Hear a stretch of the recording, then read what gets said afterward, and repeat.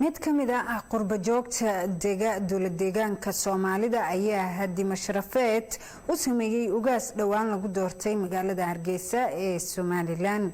Maxamed Cumar Daariq ayaa warkan inoo soo diray. casuumadani hadh mashrafeedka ayaa ahayd mid qurba joogta beesha waramiyo ee degta dowlad deegaanka Soomaalida Itoobiya ay u sameeyeen ugaas Muxyidiin Sheekh Ismaaciil Xasan oo dhawaan lagu caleemo saaray magaalada Hargeysa. munaasabadda hadh mashrafeedka oo ka dhacday magaalada Hargeysa ayaa waxaa ka soo qayb galay salaadiin, cuqaal, culimo, aqoonyahan, dhalinyaro iyo waliba marti sharaf iyo mudan kale oo lagu casuumay munaasabadda hadh mashrafeedka.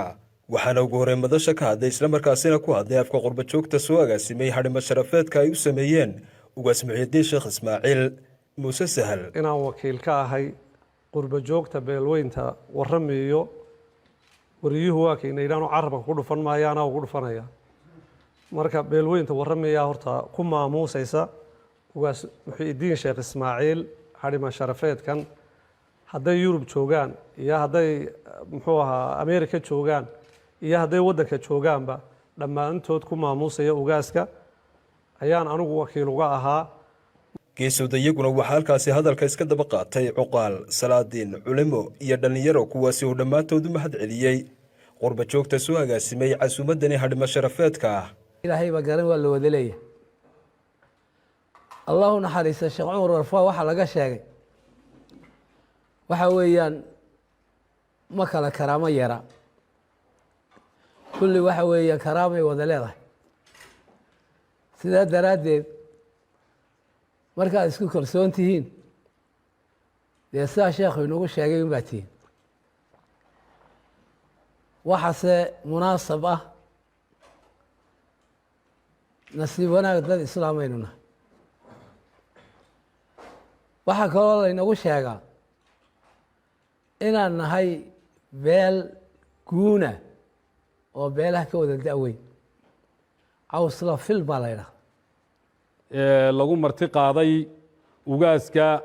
ugaas Muxyidiin Sheekh Ismaaciil inta ka soo qayb gashay iyo inta casuumadda fidisay horeysa iyo dambaysaba waxaan leeyahay jazaaka Allahu khayr wa jazaa ila faraha badan leh aan waxaan qabaynaa khayr bow lahayn.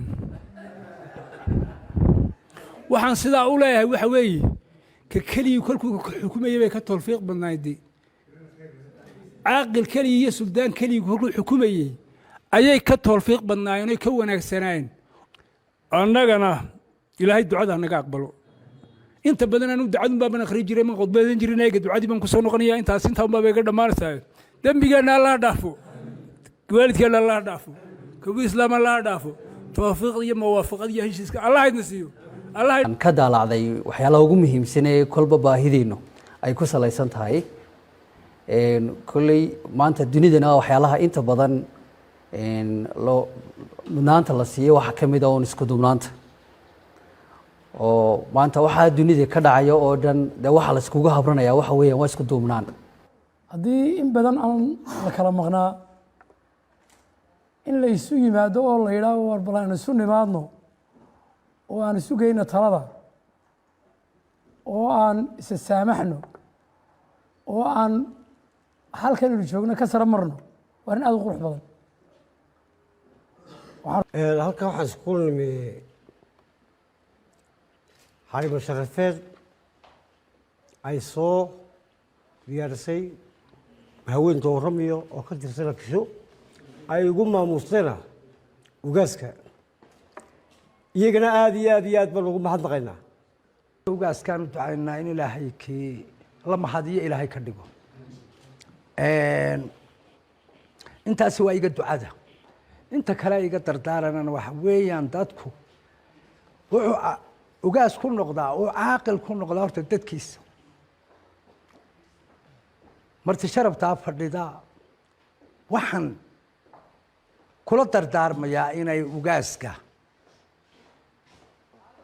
ugaasnimadiisa inay xil qaadaan.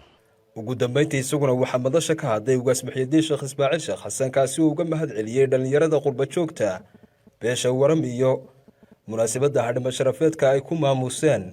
ilaahay baynu ka baraynaa raxmad khayr qaba oo dadkeena iyo dalkeenaba maasheeyo inuu ilaahay si dhaqsaay noo siiyo intaa kadib waxaan mahad labaad u jeedinayaa walaalaheen beelweynta waramiyo qurba joogtooda gaar ahaan guddigooda dhallinyaradooda cuqaashooda iyo waxgaradkooda kale ee maanta hadhimo sharafeedkan ay isugu yimaadeen akhyaar badan oo beesha ka tirsan sabab u ahaa oo ay soo wakiisheen muuse saal khayr allaha siiyo iyagana si ballaadhan baynu ugu mahadnaqaynaa waa kulan aada u qiimo badan waa kulan aada u qiimo badan rag fara badan oo salaadiin ah oo salaadiintii iga horreeyey ah cuqaal rag fara badan oo kulamadii hore ka maqnaa baa iyana maanta inoola weheliyey inay wax inala cunaan oo inala fadhiyaane iyagana sharaf iyo karaamay inoo wada tahay dhammaantiine aynu ducaynaan leeyahay